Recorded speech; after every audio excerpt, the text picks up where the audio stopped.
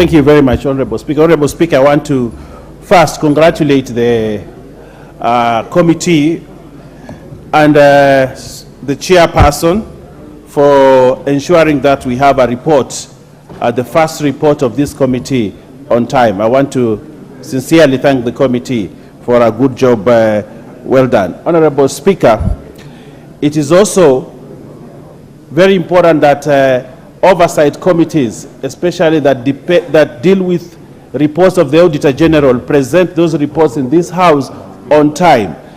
Because audited reports go a long way to ensure that when we are doing the budgeting, especially for county governments, the amount of money given to county governments depend on audited reports.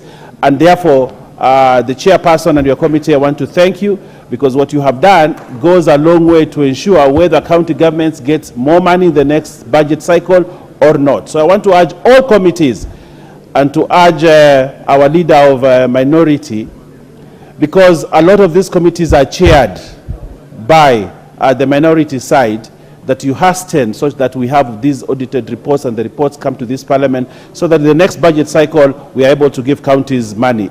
It's a very important thing. So I want to thank this committee, but I also want to urge you to request the other committees that are oversight to bring their reports on time to this House.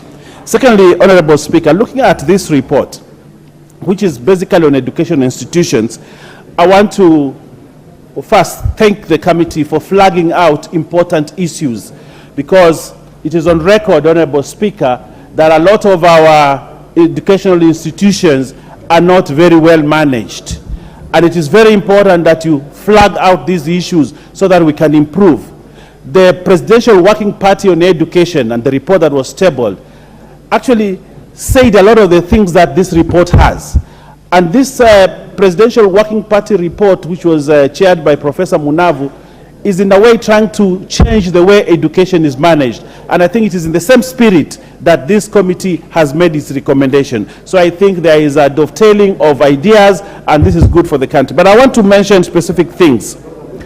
Honorable Speaker, as government, we cannot take the flaks on CEOs whom we have given jobs who are not managing them well. If you are an accounting officer, do your job. And the job is to follow the Constitution, follow the statute, follow the law that is there, and ensure that you manage our educational institutions very well. And that is something that we agree with the minority, that public institutions must be managed well. So there is no excuse for any CEO who has been given mandate to run an organization to say he does not know or understand accounting procedures. That we will not take from any CEO in this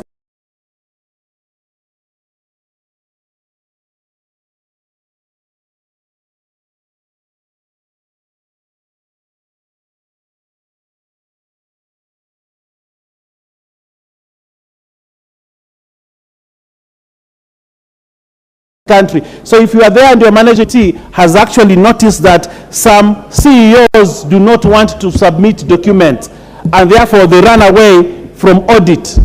Every CEO in this country, if you're managing an education institution, you must submit yourself to audit, because you are handling government funds, and because you submit yourself to audit.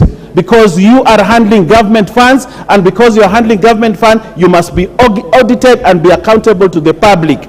And therefore, this committee do not ever take an excuse of someone not submitting to audit because of late submission of documents. That CEO must be censured, and we are ready as government to censure such a CEO. We do not want CEOs who will not submit themselves to audit. Honorable Speaker, another finding which I find interesting is that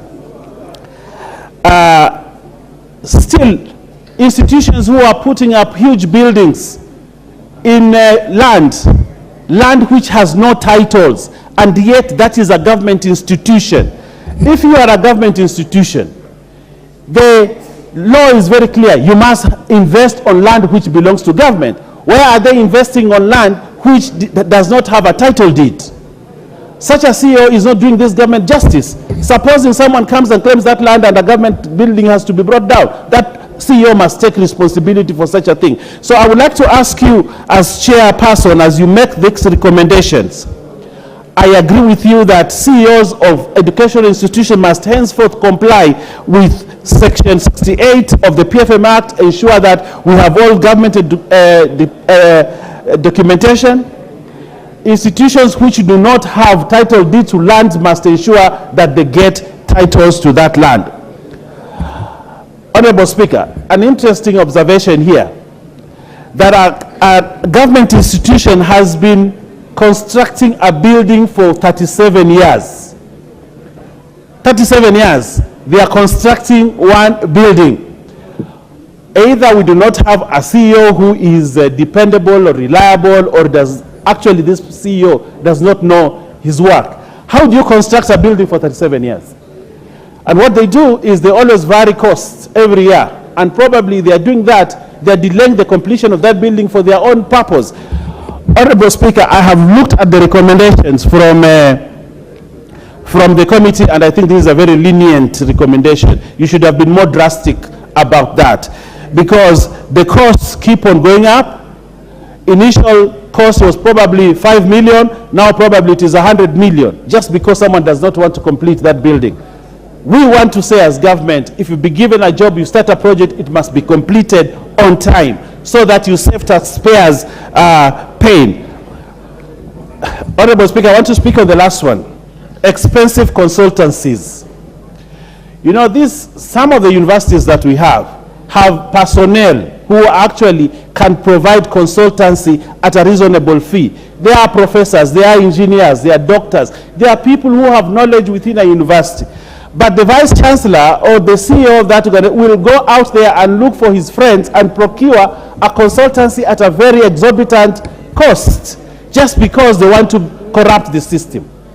But I want us as government, our aim is to reduce cost of construction, to reduce expenditure. And I want to ask CEOs who are there, and I want this report index them.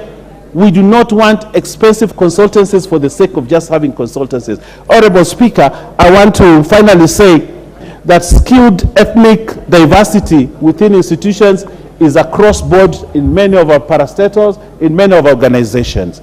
And I want to urge those that have been given the mandate to ensure that we project the face of Kenya in employment, so that the institutions do not reflect ethnicity of where they come from. A university, NEC, National Council for Science, the TVETs, they should reflect the face of Kenya. And therefore, Honorable Speaker, I want to agree with this report, and I want to thank the committee for a good job well done, and I want to thank you for fast-tracking the many years of the reports that you have done, and on time bring this report. I thank the committee, and I wish that they continue with a good job to audit and hold government account. We ask that we be held to account as a government. And I want to ask the minority, that is your job, that is your role. Do your job. Stop going to the streets. Criticize us here in the House, and we will appreciate that job, and we will move this country forward. I thank you, Honorable Speaker. Member for Kamukunji.